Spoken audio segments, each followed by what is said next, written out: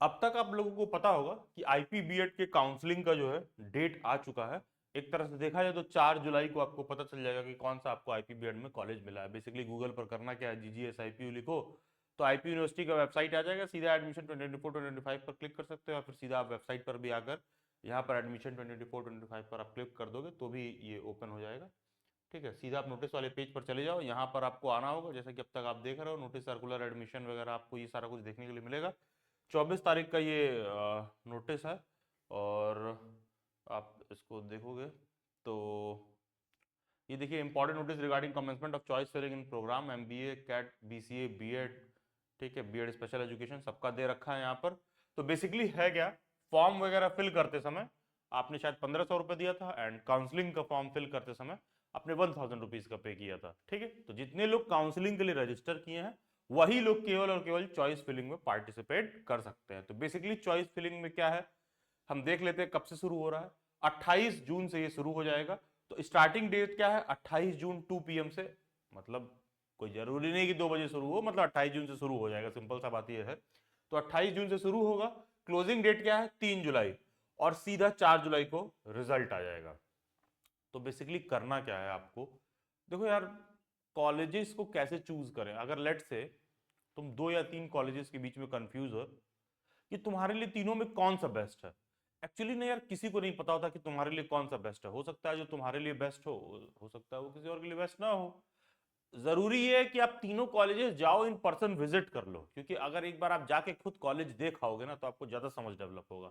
हाँ, बस प्लीज बैठ के वहां पर काउंसलिंग करवाने मत लगना अपना।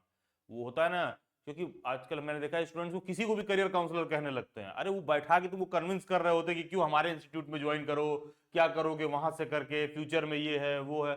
अरे वो नहीं कन्विंस होना होता है, मतलब जाइए 4 कॉलेजेस में जाके देखिए, कोई भी करियर काउंसलिंग का काम नहीं कर सकता है। काउंसलिंग करके अपने इंस्टीट्यूट में ज्वाइन कराना ये एक तरह का गलत तरीका है कि आप जबरदस्ती में इसको मिसगाइड कर रहे हो। आप ये मत करिए कि वहां जाके पूछ रहे हो कि कालका वालों से, हाँ भाई कालका में एडमिशन लें कि लिंगायत में एडमिशन लें। अबे तो कालका वाला तो बोलेगा ही कि कालका में एडमिशन लो, लिंगायत वाला तो बोलेगा कि सारे कॉलेजेस बेकार हैं, लिंगायत में एडमिशन लो।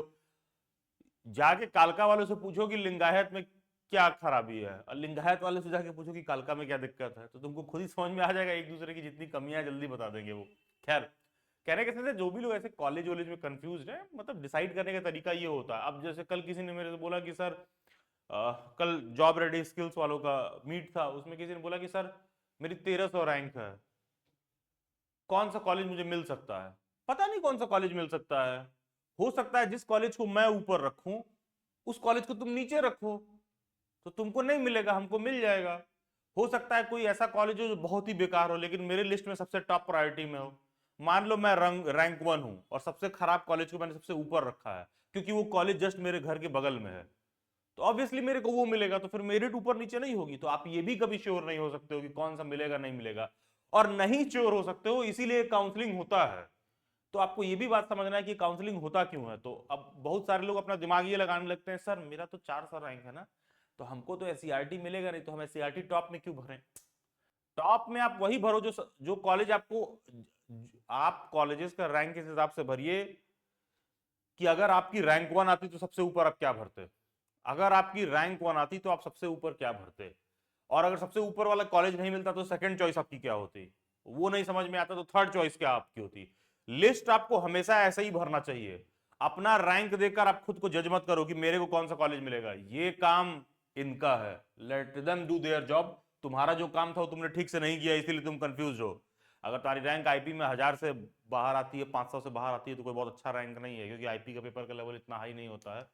तो सिंपल सा बात है, आप उनको अपना काम करने दीजिए। ठीक है, तो अब है क्या कि आप इस बात को ऐसे इमेजिन करो कि माइंड में कि अच्छा ठीक है यार, अगर मेरे को रैंक 1 आता तो सबसे टॉप पर मैं कौन सा कॉलेज भरता। तुम काउंसलिंग में सबसे पहले उसी को भरना। फिर यार मेरा रैंक 1 है, और मान लो मेरा सेकंड नंबर पे मैं कौन सा कॉलेज भरता, थर्ड नंबर पे कौन सा कॉलेज भरता। तो प्रायोरिटी लिस्ट में जब आपके पास ओपन होगा तो सभी कॉलेज को ठीक तरीके से सीक्वेंस में ओपन करिएगा, क्योंकि टोटल लगभग काउंसलिंग के पोर्टल में आपको 22 कॉलेज ये लोग शो करेंगे, तो 22 कॉलेज को आपको अरेंज करना रहेगा सीक्वेंस में।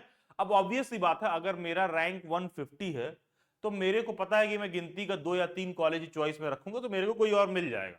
ठीक है, मैं मान के चल रहा हूं कि मान लो मेरा रैंक है 1000, तो मेरे को ऑब्वियस सी बात समझ में आ रही है कि मैं गिनती के 7 या 8 कॉलेजेस फिल करूंगा तो मेरे को कोई एक मिल जाएगा उसमें से। मेरा रैंक है 1500, मैं गिनती के 12 या 13 कॉलेजेस फिल करूंगा तो मेरे को मिल जाएगा।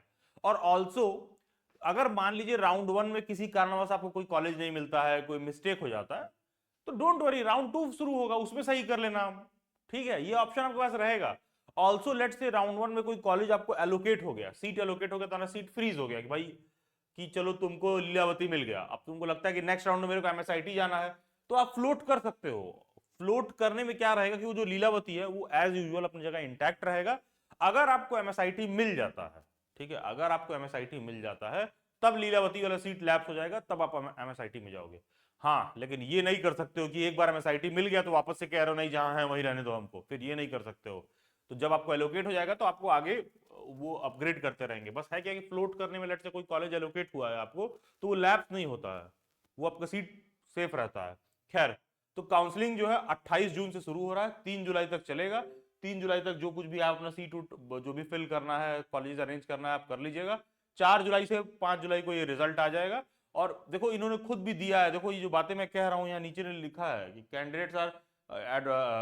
candidates and parents are advised in their own interest to visit the various college institutes affiliated to the university prior to the date of counseling। क्यों? क्योंकि जाके थोड़ा लोकेशन देख लो, कॉलेज देख लो, ये सब सारा कुछ कैसा है।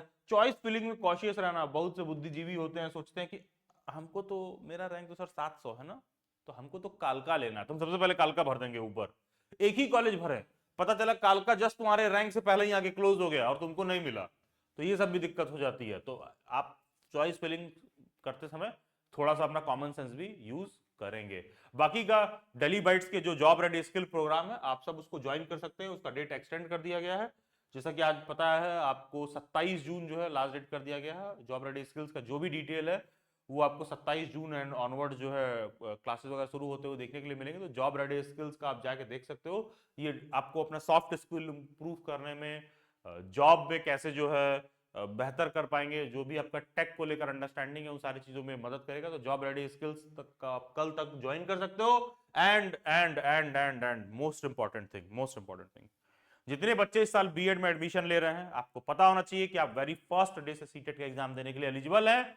और जो भी बच्चे इस बार बीएड में एडमिशन ले रहे हैं, इस कह रहे हैं सपने में मत डूबे रहना रहे, अभी तो एडमिशन लिए, अभी तो सोचेंगे, आपका सीटेट का एग्जाम दिसंबर में ही है। और अगर आप इस बार एडमिशन ले रहे हो तो दिसंबर वाला एग्जाम देके क्वालिफाई करिए। जितना जल्दी एग्जाम देके क्वालिफाई कर लेंगे उतना बेहतर होगा, क्योंकि जैसे जैसे बीएड में आगे बढ़ते जाओगे बहुत सारी चीजों में यूजलेस चीजों में आप ऑक्यूपाई होते जाओगे और आप बाद में महसूस करोगे कि वो सीटेट का मामूली एग्जाम पास करने में भी दिक्कत हो रहा है। इसका सीटेट के प्रिपरेशन क्लासेस का डिटेल दिल्ली बाइट्स पर अनाउंस कर दिया गया है। बीएड में एडमिशन के साथ साथ आप उसको ज्वाइन कर सकते हो to make through the exam in very first attempt. And Delhi bytes का टारगेट ही रहता है कि सीटेट में आपका 125 प्लस से 130 प्लस मार्क्स बने। हमारा टारगेट 90 प्लस नहीं है, 125 से 130 प्लस, सो दैट फ्यूचर में कहीं भी आप इंटरव्यू में जा रहे हो तो अच्छे मार्क्स आपको अच्छे तरीके से बेनिफिट करें। सभी सोशल मीडिया हैंडल्स का लिंक डिस्क्रिप्शन बॉक्स में दे रखे हैं। बीएड एंट्रेंस एग्जाम का भी एक ग्रुप होगा, उसको भी आप ज्वाइन कर सकते हो, व्हाट्सएप ग्रुप होगा।